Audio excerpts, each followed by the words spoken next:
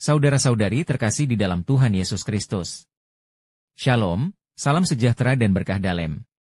Kami, di Pendalaman Iman Katolik Online, menyadari di antara kita semua umat seiman dalam Tuhan Yesus Kristus. Banyak yang tidak sempat ataupun kurang tertarik untuk membaca Alkitab, maka dari itu kami memberikan rangkuman intisari isi masing-masing kitab per kitab dari Alkitab sesuai judul yang tertera di bawah ini. Maka diharapkan kita dapat memahami isi dalam masing-masing kitab tersebut. Selamat menyimak.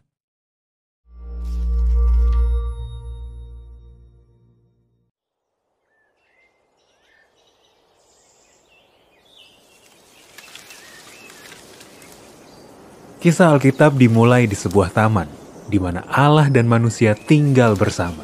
Dan para penulis Alkitab ingin kita melihat taman ini sebagai bait suci, yang puncaknya menjadi tempat yang paling suci, tempat maha kudus yang paling dipenuhi oleh hadirat Allah.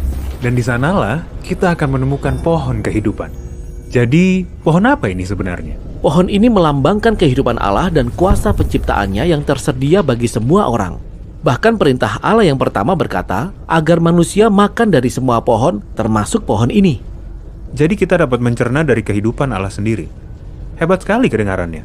Ya, pohon ini dapat mengubah hidup orang-orang yang memakannya. Atau sesuai kisah ini, dapat membawa kita kepada hidup yang kekal.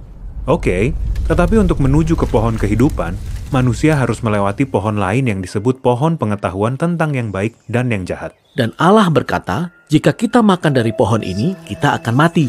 Bagaimana bisa begitu? Dengan makan dari pohon ini, berarti kita memutuskan untuk melakukan apa yang baik di mata kita sendiri. Dan ketika manusia melakukannya, itu akan merusak hubungan, mendatangkan kekerasan dan kematian. Jadi ini masalahnya. Kedua pohon ini terlihat indah, tetapi satu di antaranya adalah pohon kehidupan yang palsu. Dan manusia makan dari pohon kehidupan yang palsu ini. Dan mereka dibuang dari taman ini untuk selamanya. Sehingga timbul pertanyaan, apakah ada yang bisa kembali ke pohon kehidupan?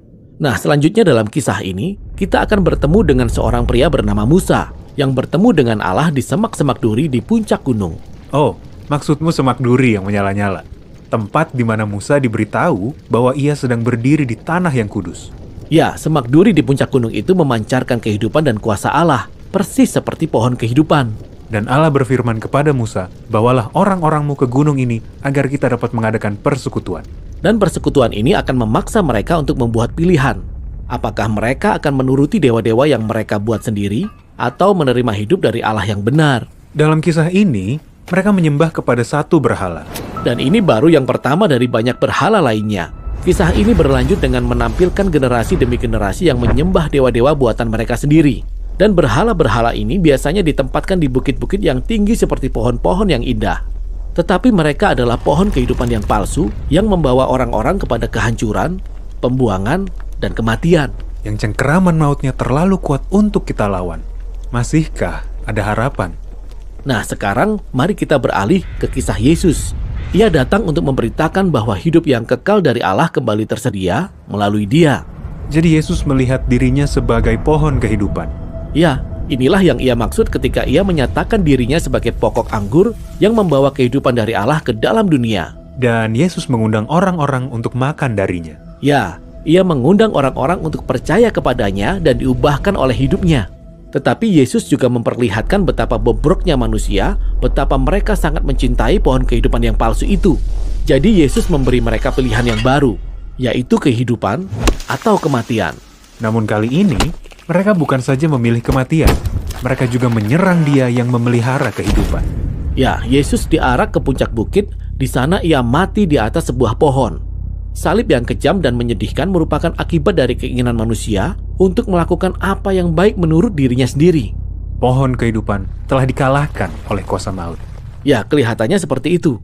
Tetapi Yesus berkata bahwa ia adalah benih kehidupan dari Allah yang mati di dalam tanah. Tetapi kemudian tumbuh menjadi tanaman yang menghasilkan banyak buah. Jadi Yesus mengalahkan kematian dengan menjalaninya. Dan sekarang pohon kehidupan yang baru ini berdiri di hadapan kita semua. Kita bisa makan dari pohon ini, tetapi itu berarti kita akan menjalani kematian seperti Yesus, membiarkan cara hidup kita yang lama sebagai manusia mati, agar manusia baru dapat tumbuh sebagai gantinya. Ya, Yesus berkata bahwa ialah pokok anggur dan kitalah ranting-rantingnya.